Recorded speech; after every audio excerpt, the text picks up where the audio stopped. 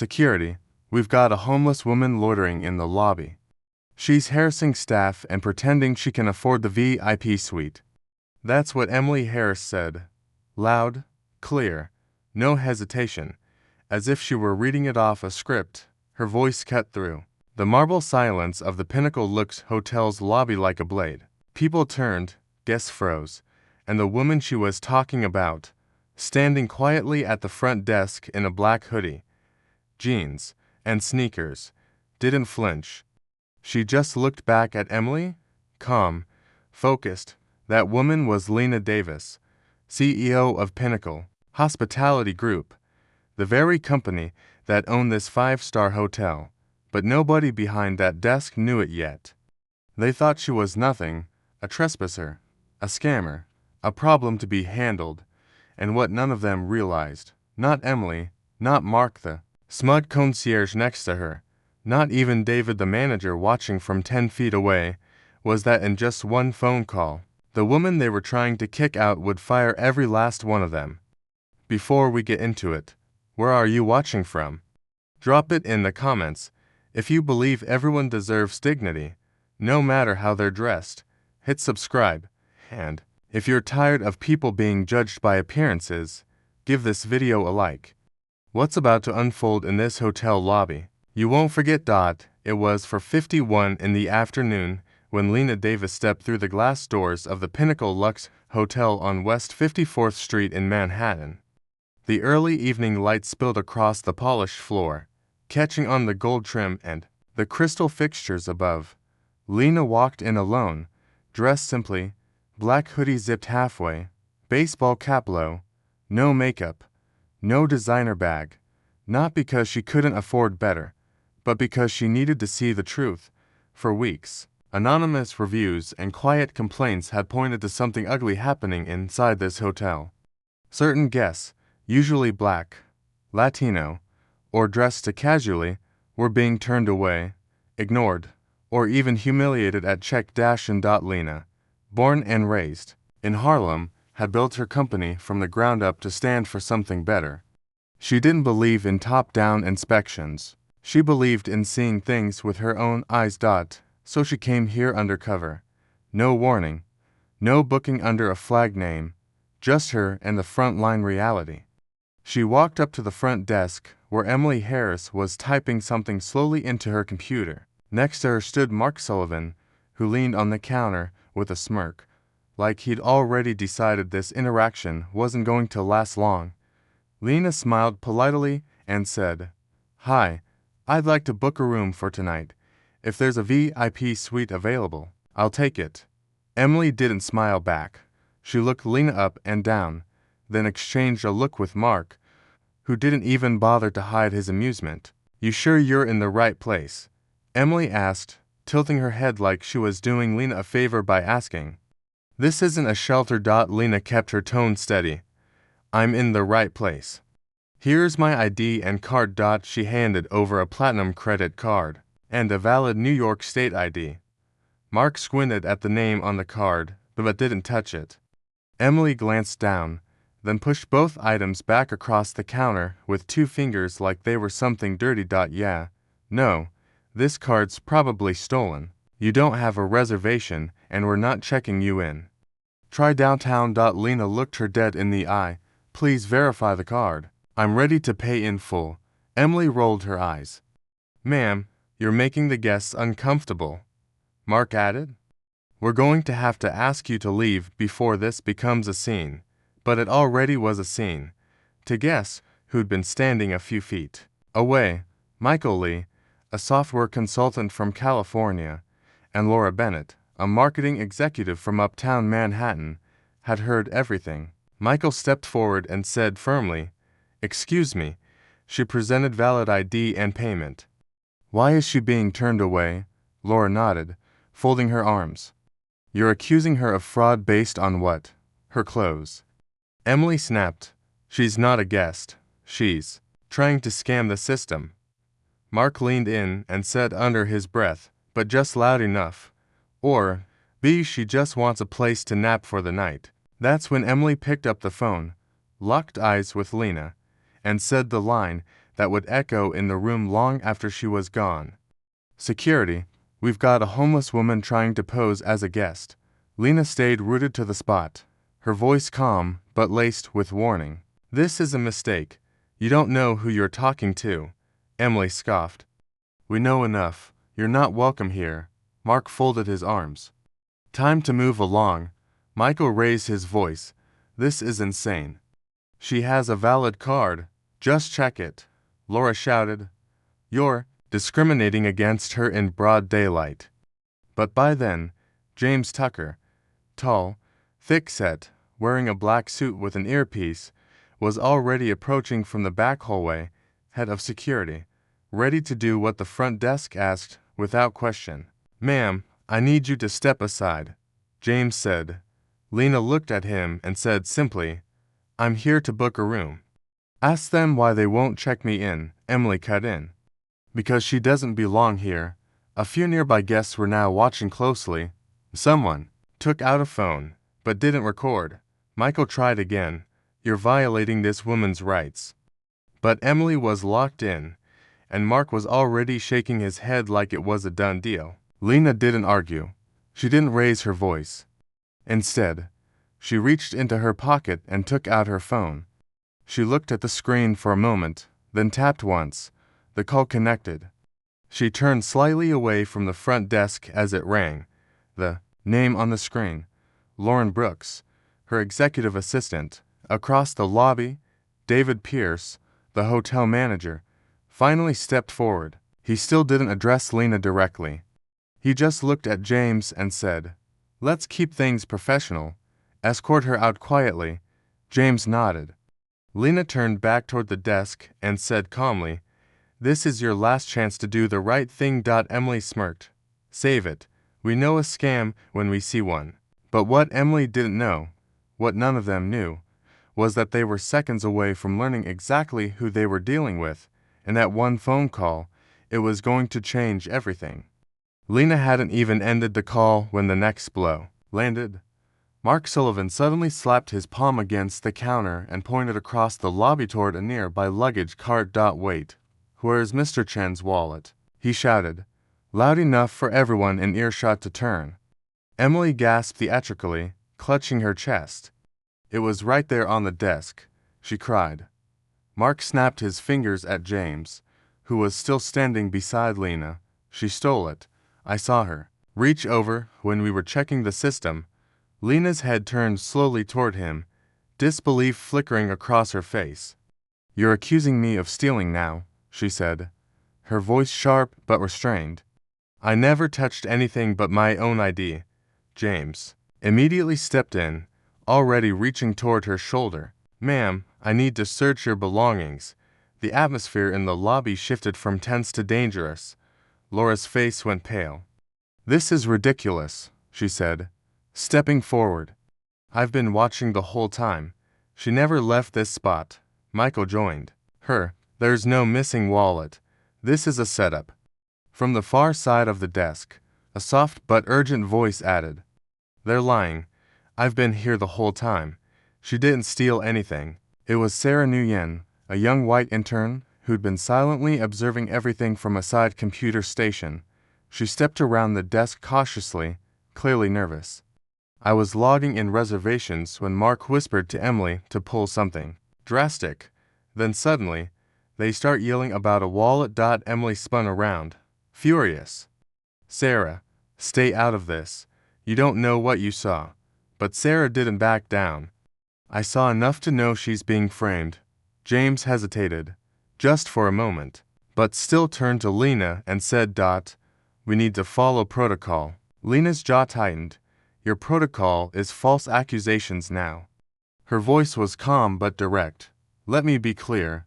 I've taken nothing. I've touched nothing. If you think a guest wallet is missing, you should check your cameras instead of jumping to search me." David Pierce reappeared behind the desk, arms crossed like he was watching a play unfold. "You people are always making things more difficult than they need to be," he muttered under his breath, unaware that Sarah and Michael both heard it. Laura's voice cracked as she snapped back, "You people, What exactly do you mean by that? Mr. Pierce. David didn't answer. Lena looked at each of them slowly, then pulled her phone away from her ear and ended the call without saying a word. She wasn't ready to reveal herself just yet, not until she saw how far they'd pushed this lie. Not until they buried themselves. Sarah took a cautious step closer to Lena.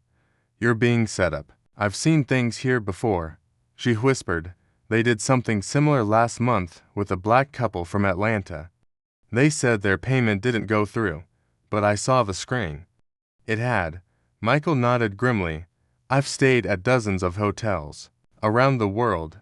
I've never seen this kind of blatant disrespect in real time. Laura stepped to Lena's other side, now forming a quiet wall between her and security. She's not going anywhere. Mark's voice rose again. The wallet is missing. We can't just let this go. James, do your job. But Sarah, now emboldened, pointed toward the security desk. Then pull the camera footage. It'll show she never moved. James turned to David, who muttered, We don't need cameras to know what's happening here. Lena took a small step forward and looked David directly in the eye. Let me guess, you didn't review a single frame of footage before deciding I'm guilty. You just don't like what I look like standing in your lobby. David snapped. Don't twist this. You're causing a disturbance. We're trying to maintain order. Lena raised an eyebrow. By inventing a crime. Michael stepped up again. This is outrageous. I'm calling a lawyer. Laura added. I'll testify. This is defamation and harassment. James looked between them all, unsure now. Sarah spoke again, this time louder. Mark told Emily he'd get her out one way or another. I didn't understand what that meant at first, but now I do. Emily turned on her, furious. Sarah, stop talking. You're an intern. You don't know anything. I know what I saw. Sarah fired back, her hands shaking. Lena folded her arms and said quietly, but with authority, every word being said right now is being remembered, and it will have consequences. Emily scoffed. Yeah, and who exactly do you think you are? Lena didn't answer. Not yet. She glanced over her shoulder at the growing cluster of guests who were now whispering among themselves. People were watching. More than just Michael and Laura. More than just Sarah. There was a feeling in the air, like something was about to break open. But Lena wasn't surprised, because this wasn't the first time at to 8. She had walked into a boardroom with a detailed pitch, a rock-solid business plan, and a line of investor meetings set up in Midtown. She was told the numbers looked too aggressive, that her tone was off, that the hospitality market wasn't ready for her ideas. She sat across from men in polished suits who couldn't stop glancing at her skin, her braids, her smile, and when they said no, it wasn't the data, it was her presence. That scared them. So she built it herself, brick by brick, brand by brand. And now she was back where it all began, in Manhattan. And once again, someone was trying to tell her she didn't belong. But this time, she wasn't going to walk away. Laura looked over. You, okay? She asked gently. Lena gave her a slow nod. I've dealt with worse, but they've never had to answer for it, until now. Sarah stood behind her now, phone in hand. Should I start recording? Lena shook her head. Not yet. Let them keep talking.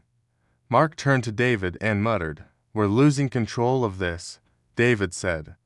Then get her out before more people see. But it was too late. Everyone saw, everyone heard, and Emily, now flustered, snapped, We'll call the police. For what? Lena asked, being black in your lobby. The words hit like a slap. And this time even James shifted uncomfortably. Michael said, You want to bring the police into this mess? Good, then we'll let them hear from everyone in this room, Laura added.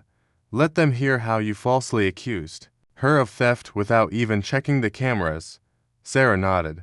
And that you made it up, because that wallet, it was never missing. I saw Mark slip it behind the counter.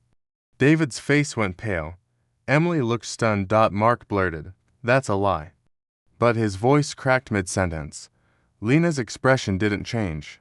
She simply said, "You've done more than enough, and now, it's my turn."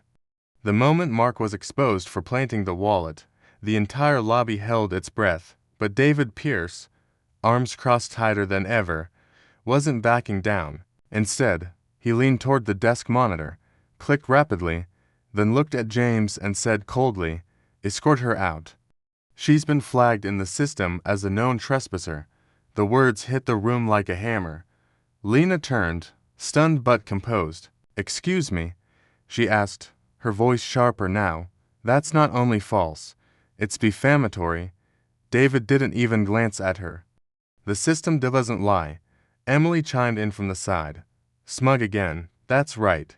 She's already been banned from this property for prior incidents. We're just following standard protocol." Lena stepped closer to the desk, calm but fierce. "Pull up the timestamp on that entry." Emily hesitated. "What for?" "Because I want to see exactly when you decided I was a trespasser." Laura shook her head in disbelief. "You people just keep digging deeper," Michael added. "Now you're falsifying internal records to get her out." But David waved them off. "Guess who interfere will be asked to leave as well." That's when Sarah, still watching from behind the desk, said quietly, "I saw it change just now. She wasn't flagged." Before Emily just added it while David distracted everyone. The accusation landed like a firecracker. A couple near the elevator turned their heads. A man in a gray suit stopped walking, phone in hand, pretending to scroll, but clearly eavesdropping. James furrowed his brow. "You're sure?" he asked Sarah. She nodded, stepping toward the desk. "I was sitting at the terminal on the left." The guest profile for Davis was clean. No alerts. Then Emily typed something in, and suddenly the words, "Do not serve trespass prior," appeared. I saw the screen. Lena's expression didn't change, but something in her eyes turned colder. "So now you're altering system data in real time to remove someone you don't like the look of?" Emily shrugged. "Feigning. In a sense. She must have been flagged earlier.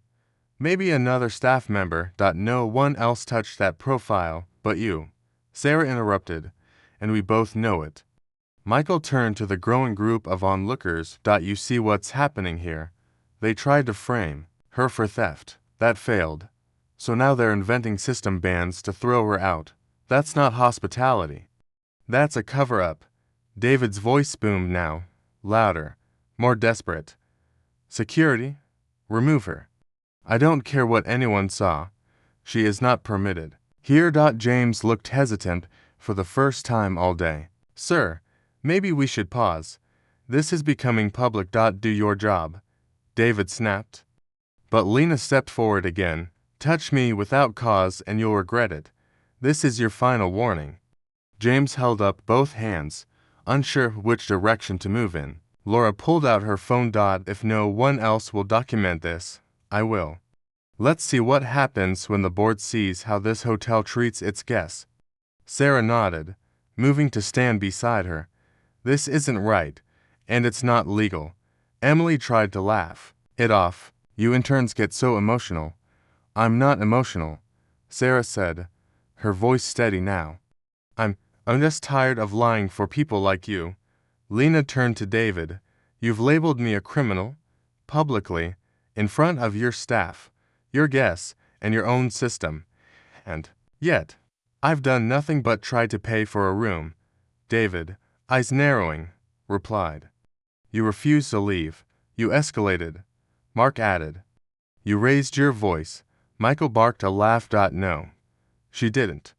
She stayed calm while you made up stories," Laura added. "She's been humiliated, accused of fraud, theft, and now she's being digitally erased. This is disgusting." The tension climbed higher. James shifted uncomfortably. "We can't just remove someone on a fake ban. It's not fake," Emily insisted. "The system flagged her, because you flagged her," Sarah countered. "Right in front of me." Lena glanced once more at the desk computer. "Pull up the access log. Every change to a guest file has a timestamp and a user tag." "Let's see who modified it." David froze. That's restricted, not to someone who knows how your system works. Lena replied, unless you want to explain to your corporate IT team why you're denying an audit request. Emily paled. Sarah smiled faintly. She knows exactly how it works. Michael leaned in. How do you know that, miss? Lena gave the faintest smile. Let's just say I've read the training manual cover to cover. The desk went silent. Laura looked from Lena to Sarah to David and whispered, they're unraveling. They don't even know who she is yet. Mark, now visibly sweating, whispered to David, we've got a problem. David shot back, just stick to the story. She's a disruptor. But Sarah wasn't letting go. You can't keep lying. I'm sending screenshots of the system changes to HR right now. I already took them. David snapped. You'll lose your job. Then I'll lose it for the truth. Sarah answered. Guess. In the lobby, nearly a dozen now, were opally watching. Phones were out. A couple people were filming. The hum of the lobby had stopped. All eyes were on the desk. Lena looked over her shoulder at the crowd. She wasn't angry. She wasn't even surprised. She'd seen this playbook before. She'd read the tactics, deny, distract, discredit. They'd already run through all three. And now, they were tampering with systems, cornered by their own arrogance. James stepped slightly to the side, no longer blocking Lena's path. I'm not comfortable with this, he said quietly to David. We don't have real cause. David whispered back. She's challenging our authority. We can't back down. But Lena had already started dialing. Her voice, this time, was calm, but final. I gave you multiple chances to fix this quietly. You refused. So now I'm making one call, and that call changes everything. She lifted the phone to her ear. On the screen, Lauren Brooks, direct line. Emily, crossed her arms. Go ahead. Call whoever you want. You're still banned. No. Sarah cut in. She's not. Lena looked directly at David and said, you just fabricated system records to illegally bar a guest from your own property. David's face was stone. It's your word against ours. Lena smiled for the first time that day. Not anymore. Now it's your word against the entire board. It happened fast. So fast. It felt choreographed. 1 second, the lobby was crackling with tension. And the next, the sharp crash of shattering glass cut through the air like a gunshot. Heads whipped around. Emily screamed, loud, theatrical, eyes wide. She pointed toward the hallway where a tall decorative vase, easily worth several $1,000s, now lay in pieces on the marble floor. She did it, Emily shouted, jabbing her finger at Lena. She threw that vase. I saw it. Mark jumped in right on cue. She stormed off when we wouldn't let her stay. That vase was right there by the wall. She knocked it down. James flinched, startled by the noise, but turned to Lena with sudden force. Ma'am, that's destruction of hotel property. You're under arrest. Lena didn't move, didn't flinch. She stood still, arms crossed, eyes fixed on the broken shards in the hallway she hadn't even walked near. You're accusing me of vandalism now, she said quietly. The words smooth as silk, but cut like glass. David stepped forward, suddenly emboldened, his face red with authority. You just damaged a historical piece. This is criminal mischief on private property. James, cuff her and hold her until police arrive. The tension snapped. She didn't do anything. Sarah shouted, shoving her way to the front of the crowd. Mark planted that vase there 5 minutes ago. I saw him move it. Emily spun toward her. You better watch what you're saying. No. Sarah snapped. You watch, because I've had enough. Laura rushed forward. She never left the desk. I've been watching every second. That vase wasn't even in her path. Michael pointed to the security cameras above. Pull the footage. Pull it right now. But David waved his hand dismissively. That area is being serviced. Cameras are down today. Sarah laughed bitterly. How convenient. A $300 a night hotel with broken cameras in the lobby. Emily doubled down, her voice louder, shriller. She's violent. She's aggressive. Look at how she's acting, screaming, threatening staff, but Lena hadn't raised her voice once. All I've done, she said, is ask you to check my ID, verify my payment, and now, defend myself from yet another lie. James looked visibly torn. His hands hovered near Lena. But he hadn't touched her. Sir, he said cautiously to David, if we don't have footage, and there's no witness placing her near the vase. She's been nothing but trouble since she walked in, David barked. And now she's destroyed property. That's all the evidence we need. Lena looked straight at him. No, it's all the setup you need. You planted a problem, hoping it would erase the truth. Guests began murmuring again. This time, louder. People weren't just curious anymore. They were angry. A man near the elevators called out, "This is racial profiling, plain and simple." A woman in heels shook her head. I came here for a business trip, and now I'm watching staff accuse a guest of crimes to cover their own lies. Sarah stepped between James and Lena. Don't touch her, not unless you want to end up on the news. James lowered his hands slightly. I don't want trouble, but I have to follow orders. Not if those orders are illegal, Laura cut in. You can't just cuff someone without evidence. Michael, furious now, walked straight up to David. You're spiraling, and it's all because she didn't look like what you expected.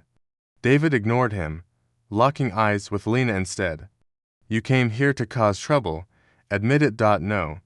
Lena said simply, I came here to see the truth, and you've shown me more than I ever expected. That's when Sarah pulled out her phone. You want proof? I recorded Mark moving that vase. I thought it was strange, so I hit record. I've got the whole thing. Emily's face drained of color. You did what? Sarah looked her dead in the eye. You heard me. You and Mark staged this. I'm done covering for you. Mark's voice shook. That doesn't prove anything. She could have done it after. Then show me the footage of her doing it. Sarah said. Her phone held high. Wait, you can't, because she never left this spot. Guests were now gathering closer. One even clapped quietly. Let's see it, someone called out. David turned to James, voice tight. Take her to the back and hold her until the board gets here. No. Lena said firmly. We'll wait right here, where everyone can see exactly how this hotel handles its so-called justice. Laura stepped beside her. You're not touching her. Michael joined them. Then Sarah. A protective wall of guests formed around Lena. If you touch her, Michael said, you're going to have a full-blown lawsuit, and not just from her. David hesitated, then tried one last angle. Fine, but you'll be banned permanently from this hotel and every sister property. Lena smiled, just a small, slow curve of her lips. Is that so? David nodded. You'll never step foot in a Pinnacle Luxe. Again. She turned towards Sarah. Can you repeat that? Sarah nodded. He said she's banned from all properties permanently. Lena looked at James. And you're still okay carrying that out? James shifted uncomfortably. Honestly, I'm not sure what to believe anymore. David sneered. Believe the people who sign your paycheck. Lena didn't respond. She simply looked at her phone again and tapped a contact. The call connected instantly. Her voice didn't shake. Lauren, she said quietly, we're ready. Emily's confidence cracked first. Who is she calling? She whispered. Mark looked around nervously. Why are people filming again? David, frustrated, turned back to the desk. Get security from the back. Call the night manager. But just then, the elevator dinged open and out stepped a people none of them had expected, a tall, commanding black woman in a tailored blazer with a tablet in hand, and a white man in a charcoal suit with the crisp demeanor of someone used to making decisions. The woman was Lauren Brooks, Lena's executive assistant. The man beside her, Robert Kane, regional director of Pinnacle Hospitality. David's eyes went wide. Emily took a step back. Mark dropped his pen. Is this about her? David asked, trying to regain composure. Robert nodded slowly. Yes, it's exactly about her. Lauren turned to Lena, smiled warmly. and said, "You ready?" Lena stepped forward, standing tall in the center of the lobby she'd been humiliated in. "I've been ready since I walked in." But even then, she didn't raise her voice. She didn't need to. The setup had collapsed. The lies had unraveled, and the people who had judged her by her clothes, her skin, her quiet strength, they were about to learn that the woman they'd labeled a problem was the one who wrote their paychecks. And in just a few more minutes, they'd learned that every lie they told had cost them everything. The moment Robert Kane stepped into the center of the lobby, silence spread like wildfire. His tailored suit, polished shoes, and calm expression said one thing without a word: power had just arrived. But it was Lauren Brooks, standing beside him with that poised, no-nonsense look Lena knew so well, who broke the tension first. "Everyone, I'd like to formally introduce you to the woman you've just spent the past 10 minutes trying to humiliate." She turned to her left and gave a slight nod. "This is Lena Davis, CEO of Pinnacle Hospitality Group." The words dropped into the air like thunder, not shouted, just stated. But they hit harder than any scream ever could. Emily froze, her mouth half open. Mark let out an involuntary, "Wait, what?" David looked like the blood had drained from his face. James stepped back in slow motion, as if suddenly realizing the person he'd nearly cuffed owned the badge on his blazer. Lena didn't say a word for the first few seconds. She let the truth settle, let it breathe. Then she stepped forward and addressed them directly. "My name is Lena Davis. I own this hotel. I own every property under the Pinnacle brand, and what I've witnessed today, from the fabricated theft, to the planted vandalism, to the falsified system records, to being publicly called homeless, will not be forgotten, nor will it be forgiven." A murmur swept across the room. Michael Lee clapped once, slow and firm. Laura joined him, then a few others, until there was scattered applause rising in the background, not loud, not performative, but honest. Emily's hands trembled. "We didn't know," she stammered. "You weren't in the system." Lena raised an eyebrow. "Because you deleted my entry. You labeled me a trespasser. You fabricated my presence a threat." Mark blurted. "We were just following protocol," David told us. "Stop," Lena said, holding up a single hand. "Don't throw each other under the bus now. You had plenty of chances to do the right thing, long before I made that call." David finally spoke, his voice cracked and defensive. "Ms. Davis, if we had known that I was the CEO," she cut in, "would you have treated me like a human being if you'd seen a blazer and a briefcase instead of a hoodie and sneakers?" He didn't answer. He couldn't, because everyone in the lobby already knew the truth. Lauren stepped forward with a digital tablet in hand. "We've already compiled witness statements. The guest registry shows her ID was presented. Security footage." "Yes." The hidden hallway cameras captured Mark placing that vase. Sarah Nguyen submitted a time-stamped screenshot of the system tampering. Lena turned to Sarah. "You didn't have to speak up, but you did, and that matters. Thank you." Sarah nodded, eyes glassy. "I couldn't let them lie anymore." Robert stepped beside Lena. "I've already spoken with Susan Caldwell and Richard Ellison on the board. Terminations are being processed, effective immediately. David Pierce, Emily Harris, Mark Sullivan, and James Tucker are relieved of all duties. Your employment with Pinnacle Hospitality Group is over." Emily gasped audibly. "You can't do that." "I just did," Robert said plainly. David lunged forward. "I followed orders. I've been enforcing the standards set by upper management," Michael shouted from the crowd. "No, you were enforcing your prejudice," Laura added, "and abusing your power." Sarah spoke quietly, but her words were sharp. "And you tried to make me cover it up." Mark raised his voice in desperation. "You don't understand the pressure we're under. We're told to profile, to protect the brand image." Lena turned toward him with a calm that was more terrifying than rage. "You just admitted, on record, that you've been instructed to profile and discriminate based on appearance. Congratulations, You've just opened the door to a federal inquiry. Emily burst out. David made us do it. He said we needed to filter guests who didn't match the clientele. Laura spun toward her. You had no problem saying she was homeless a minute ago. Don't start playing victim now.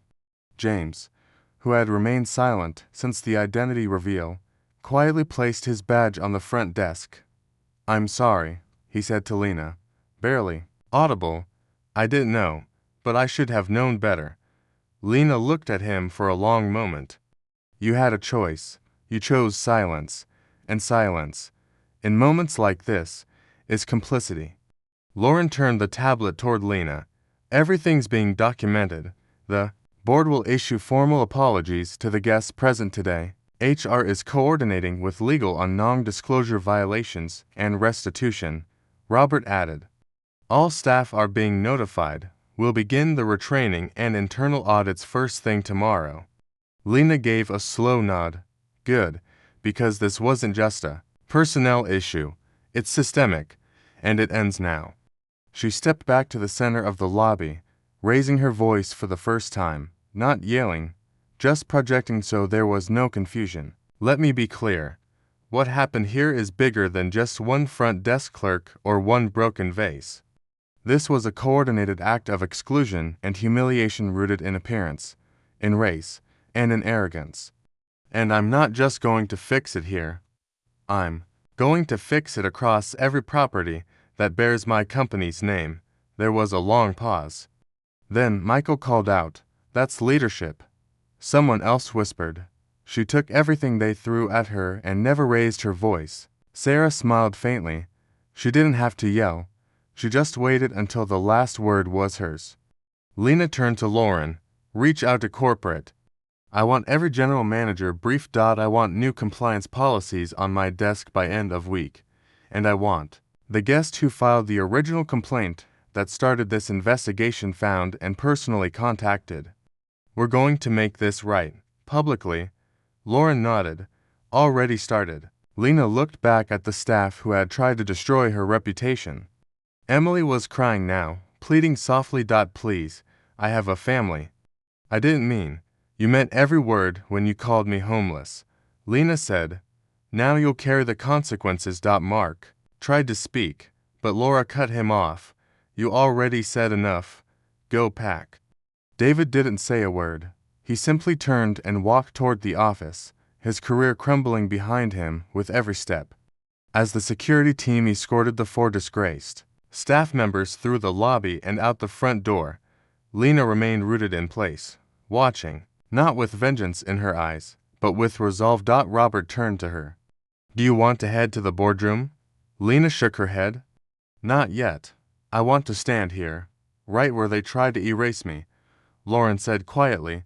You just wrote the new standard. For this industry. Lena nodded. Not just for me. For every guest who was ever looked at like they didn't belong. The applause returned, not loud, not staged, but real, earned. And for the first time that day, Lena smiled. Not because she'd won, but because the truth had. By 9, how the next morning, a different kind of silence filled the sleek glass boardroom on the 21st floor of Pinnacle Hospitality's Midtown headquarters. No phones rang. No assistants whispered. Every executive at the long oak table was seated, alert, and bracing for what was coming. At the head sat Lena Davis, dressed in a sharp navy suit this time. No hoodie, no cap, just presence. The walls around them gleamed with framed accolades and industry awards. But today, none of that mattered. Let's begin, she said, her voice steady but firm. Last night, for staff members were terminated from the Manhattan property for coordinated acts of discrimination, fraud, and misconduct. But this wasn't just about individuals, it's about culture, and if we don't fix what allowed it to happen in the first place, it'll happen again. To her left sat Susan Caldwell, Pinnacle's chief ethics officer, pen poised but jaw tight. To her right, Richard Ellison, chief operating officer, shifted in his chair and gave a grim nod. We've already sent apologies to every guest who witnessed the incident, Susan said. Legal is reviewing footage, statements, and internal documents. Lena looked directly at her. Good, because today, we're going beyond damage control. We're setting new policy. Lauren Brooks stood behind her, tablet in hand, quietly loading emails and audio clips. Robert Kane, now seated among the executives instead of behind them, added, "The HR audit uncovered something you need to see." He tapped his laptop and slid it to Lena, showing a confidential internal memo dated 3 years ago, signed off by two now-retired VPs. The subject line made her stomach tighten. Guest filtering guidance, brand image compliance. Lena read aloud, "Properties should discreetly prioritize guests who align with the expected Pinnacle Lux image. Staff are advised to defer check-in for guests appearing disruptive to brand tone. Internal note, attire, demeanor, and perceived affluence may be considered." She looked up. "So, we have it in writing." A quiet, unofficial green light to profile. Richard ran a hand down his face. This never made it past regional leadership. But it existed, Lena said, and it gave people like David Pierce cover to treat guests however they wanted. Susan nodded grimly. "This changes everything. It's not just bad behavior. It's an institutional failure." Lena's gaze hardened. "Then we clean it from the inside out." Lauren spoke up. "I've already started drafting revised training modules, bias awareness, ethical guest treatment, and zero tolerance for fabricated documentation." Robert added, "And I've notified every general manager. Every branch is paused on guest filtering procedures until further notice." Lena looked down at the memo one more time, then closed the laptop. "We're not pausing anything, we're ending it, effective immediately. All guidance that encourages selective service based on appearance or assumption is rescinded. Any manager found to have implemented or enforced this memo will be reviewed for disciplinary action." Susan jotted it down word for word. "Do you want this pushed to press?" she asked. Lena shook her head. "Not yet. First we fix it, then we tell the world how we fixed it." Michael Lee and Laura Bennett, invited guests to the meeting, sat quietly near the sidewall, dressed professionally and watching everything unfold. "I have to say," Michael said softly, "this is more accountability than I've seen in a long time." Laura nodded. "And it's being led by the person they tried to erase." Lena turned to them. "Thank you both for being here. You saw the worst of us, and you stayed to help rebuild the best." Then she turned back to the board. "This isn't just about hospitality. It's about human dignity, and I won't let anyone in this company confuse good service with selective exclusion." Sarah Nguyen, seated at the far end beside HR counsel, raised her hand gently. "I know I'm just an intern, but I've worked 3 rotations already. I've seen how some of the senior staff coach others to look the other way. This isn't just a memo. It's a mindset." Lena nodded. "Not anymore. You spoke up when it counted, and because of that, people will be treated better across all 40 properties." Richard leaned forward. "We'll need formal audits of every guest interaction flagged in the last 6 months." "Do it," Lena said. "And I want anonymized feedback from employees on whether they've been pressured to discriminate or stay silent. Give them immunity if needed." Susan raised an eyebrow. "Full immunity, if it gets us the truth," Lena replied. "Yes, because the truth is the only thing we can rebuild on." As the meeting closed, Lena stood and walked toward the glass wall, looking out over the skyline of the city where it had all started for her. Behind her, Susan signed the official internal memo titled, "Emergency Bias Reform Protocol," one line, in bold red text. Read, "No employee shall be punished for serving any guest with dignity." Lena smiled faintly. It was only the beginning, but it was a start. 3 months later, on a crisp September afternoon, Lena Davis stood once again inside a Pinnacle hospitality boardroom, this time not in confrontation, but in reflection. The room felt lighter now. Walls that once carried silence now echoed with reform. Since the Manhattan incident, Pinnacle Hospitality had rolled out sweeping changes across all 40 of its properties, new hiring practices emphasizing diversity, mandatory anti-bias training for all staff, and a new guest service creed, drafted personally by Lena, hung behind every front desk.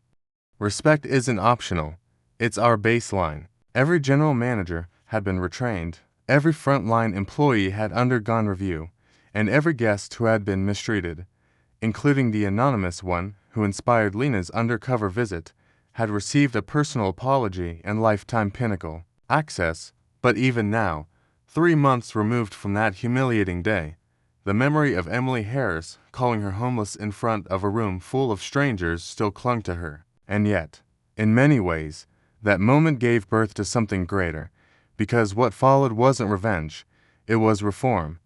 We've redefined luxury, Lena said quietly, gazing out the glass window onto the Manhattan skyline, not as who we serve, but how we serve. Behind her, Susan Caldwell nodded. And we've set a new standard for the industry, Richard Ellison added. Guest satisfaction is up, staff retention is improving, and the media response to our internal transformation has been overwhelmingly positive. It wasn't just words, it was working, but not everyone was celebrating.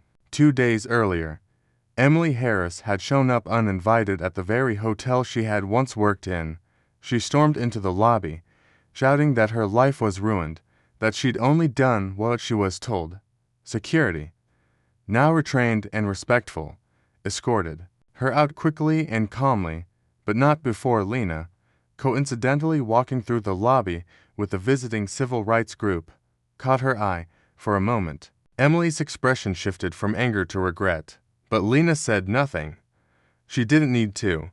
The message had already been delivered, and the lesson already lived.